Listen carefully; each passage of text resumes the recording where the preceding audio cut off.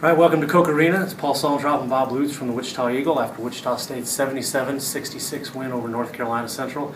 And Bob, let's start with, I guess, giving some props to North Carolina Central. They had some real travel issues getting here, a lot of delays. Took them three different planes to get here, but they played pretty well.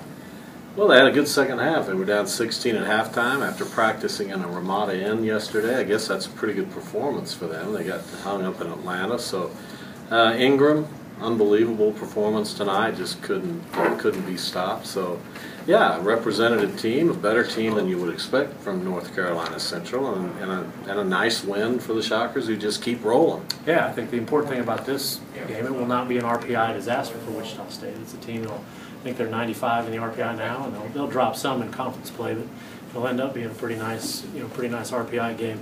Darius Carter got the first start of his short Wichita State career, scored his career high 19 points.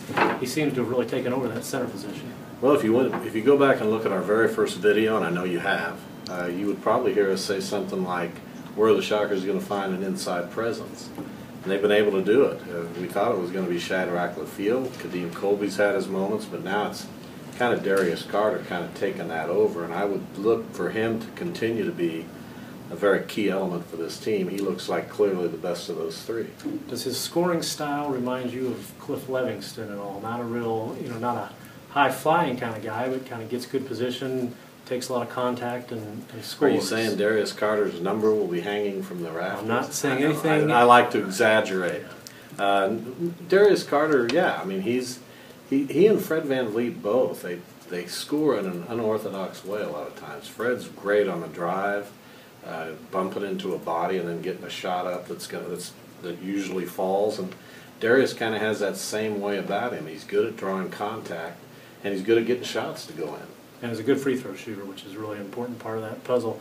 All right, Wichita State's 12-0, third longest winning streak in the program's history, and the best unbeaten streak to start a team.